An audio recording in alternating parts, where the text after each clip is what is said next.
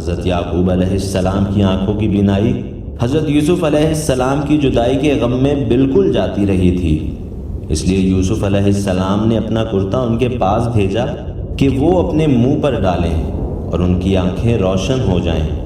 ادھر قافلہ مصر سے روانہ ہوا، ادھر اسی وقت حضرت یعقوب علیہ السلام نے اپنے گھر والوں کو خوشخبری دی کہ مجھے یوسف کی بو آ رہی ہے، مگر گھر والے باور نہ کرتے تھے۔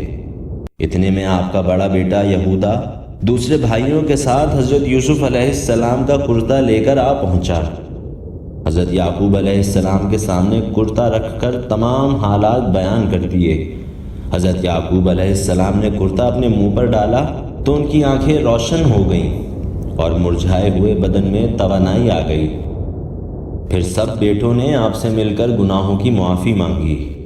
تھوڑی دیر بعد حضرت یوسف علیہ السلام کے قاصد کنعان پہنچے اور اچھے اچھے اونٹ اور عمدہ عمدہ گھوڑے حضرت یعقوب علیہ السلام کے پاس لے کر حاضر ہوئے تو یعقوب علیہ السلام اپنے اہل و عیال سمیت کنعان سے مصر کو روانہ ہوئے۔ حضرت یوسف علیہ السلام شاہ مصر اور تمام ارکان سلطنت شہر کے باہر حضرت یعقوب علیہ السلام کے استقبال کو گئے۔ حضرت یعقوب علیہ السلام نے حضرت یوسف علیہ السلام کو سینے سے لگایا تو دونوں اس قدر روئے کہ بے ہوش ہو گئے۔ جب ذرا سنبھلے تو حضرت یوسف علیہ السلام نے اپنے والد بزرگوار حضرت یعقوب علیہ السلام اور اپنی سوتیلی ماں کو تخت پر بٹھایا اور خود بھی ان کے سامنے اسی تخت پر بیٹھے تو سب کے سب شاہی آداب بجا لائے۔ حضرت یوسف علیہ السلام نے فرمایا، یہ ہے میرے خواب کی تعبیر، اللہ نے اس کو سچ کر دکھایا۔ اور اس کے بعد حضرت یوسف علیہ السلام نے ایام جدائی کا سارا حال اپنے باپ کی خدمت میں عرض کیا۔ تب حضرت یعقوب علیہ السلام نے حضرت یوسف علیہ السلام سے کہا کہ تجھے معلوم تھا کہ میں کنعان میں ہوں، پھر تم نے کیوں نہ مجھے اپنے حال سے اطلاع دی؟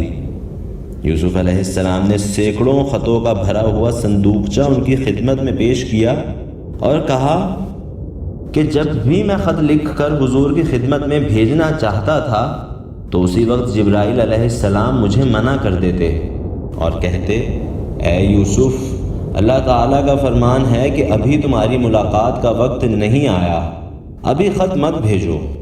تب حضرت یعقوب علیہ السلام نے فرمایا، سچ ہے، اللہ تعالیٰ مالک حقیقی ہے، جو چاہتا ہے سو کرتا ہے، اس کے کاموں میں کسی کو بھی دخل نہیں۔ آخر کار حضرت یوسف علیہ السلام نے اپنے بھائیوں کے لیے نہایت عمدہ اور آراستہ مکان متعین کر کے ہر ایک کے لیے کچھ وجہ معاش مقرر کر دی۔ حضرت یعقوب علیہ السلام نے اپنی باقی عمر نہایت فارغ البالی سے حضرت یوسف علیہ السلام کے پاس گزاری اور موت کا وقت قریب آنے پر اپنے بیٹوں کو وصیت کی اور حضرت یوسف علیہ السلام کو ولی عہد مقرر کر کے عالم قدس میں روانہ ہوئے۔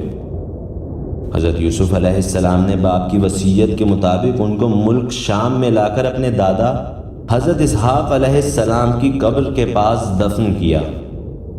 حضرت یوسف علیہ السلام کے زمانے میں ہزاروں آدمی ایمان لائے اور مصر کا بادشاہ ریان بن ولید بھی ایمان لے آیا۔ آخر کار جب آپ کی عمر 120 برس کی ہوئی تو آپ نے اپنے بھائی یہودا کو بنی اسرائیل کی ریاست بخشی اور آپ نے اس جہان فانی سے عالم بقا میں انتقال فرمایا۔ ہمیں حضرت یوسف علیہ السلام کے حالات پڑھنے سے بہت اچھی نصیحتیں ملتی ہیں۔ دیکھو، حضرت یوسف علیہ السلام کے سوتیلے بھائیوں نے انہیں ہونہار دیکھا، توحید کی وجہ سے آپ کو بڑی بڑی تکلیفیں دیں، مگر نتیجہ یہ نکلا کہ یوسف علیہ السلام مصر کے بادشاہ بنے اور ان کے بھائی اپنے کیے پر پشیماں ہوئے۔ حضرت یوسف علیہ السلام کے قصے سے سبق سیکھو کہ انہوں نے تمام زندگی نہایت ہی شرافت کے ساتھ گزاری، نیکی کو کبھی ہاتھ سے نہیں چھوڑا۔ سچ ہے، شریف انسان وہی ہے جو دشمن پر غالب آئے تو اس سے بدلہ نہ لے اور برائی کا بدلہ نیکی سے دے۔ تم اوپر سن چکے ہو کہ یوسف علیہ السلام کے بھائیوں نے آپ سے کیا کچھ کیا، مگر جب وہ ان کے پاس مصر پہنچے تو حضرت یوسف علیہ السلام نے ان کی تمام خطائیں معاف فرما دی۔